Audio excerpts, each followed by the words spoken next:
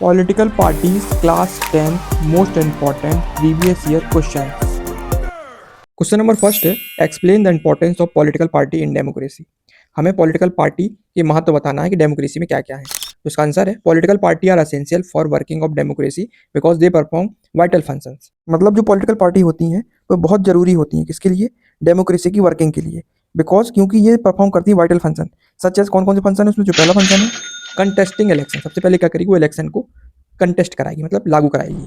तो इसमें लिखेंगे अपन पार्टीज पुट अप कैंडिडेट। सबसे पहले पार्टीज क्या करेगी, अपने अपने कैंडिडेट को खड़ा करेगी। एंड फाइट इलेक्शन, और इलेक्शन को लड़ेंगे टू फिल पॉलिटिकल ऑफिस। और क्या करेंगे, जो पॉलिटिकल ऑफिस होंगे लोकसभा राज्यसभा उसको भरेंगे। एंड एक्सरसाइज पावर, उसके साथ साथ क्या होगी, पावर हासिल कर लेंगे। जो इलेक्शन जीतेगा उसको पास पावर आ जाएगी, नहीं आ जाएगी, बिल्कुल आ जाएगी। तो पहला पॉइंट ये हो गया। सेकंड इंपॉर्टेंस है policy making. They put forward different policies and program allowing voter to choose between alternatives. मतलब ये क्या करते हैं, डिफरेंट डिफरेंट पॉलिसीज बनाते हैं और प्रोग्राम बनाते हैं जो अलाउ करती वोटर को टू चूज बिटवीन अल्टरनेटिव, मैंने अलग अलग चॉइस देखने को मिलती वोटर के लिए, ऑप्शन खुल जाते हैं। थर्ड इंपॉर्टेंट पॉइंट है फॉर्मिंग एंड रनिंग गवर्नमेंट में लिखेंगे the party that win forms the government while other play the role of opposition by criticising the government and mobilising opposition. मतलब जो पार्टी जीतेगी वो गवर्नमेंट फॉर्म करेगी, while जो other party रहेगी जो हार जाएगी वो किसका रोल निभाएगी, अपोजिशन का रोल निभाएगी, जो कि गवर्नमेंट को क्या करेगी, क्रिटिसाइज करेगी और मोबिलाइजिंग अपोजिशन, और जो गलत काम करेंगे उसका अपोज करेगी। क्वेश्चन नंबर सेकंड है describe 3 major challenges faced by political party in India. हमें बताना है कि 3 मेन चैलेंजेस बताने हैं जो पॉलिटिकल पार्टी फेस करती है इंडिया में। लिखेंगे इसका answer the 3 major challenges faced by political party in India are. पहला चैलेंज है lack of internal democracy.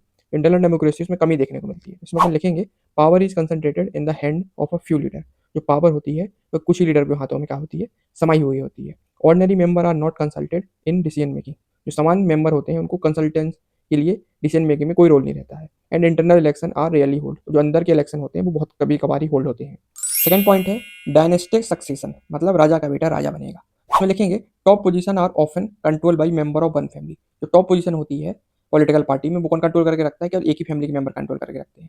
Which is unfair to other member, जो दूसरे लोगों के लिए अनफेयर है। एंड वीक इन डेमोक्रेसी, और जो डेमोक्रेसी को क्या करता है, खोखला करता है, कमजोर करता है। थर्ड मेजर चैलेंज है use of money and muscle power. पैसे का यूज होता है और अपनी मसल पावर का यूज करते हैं। इसमें लिखेंगे party nominated candidate who can raise और spend large amount of money.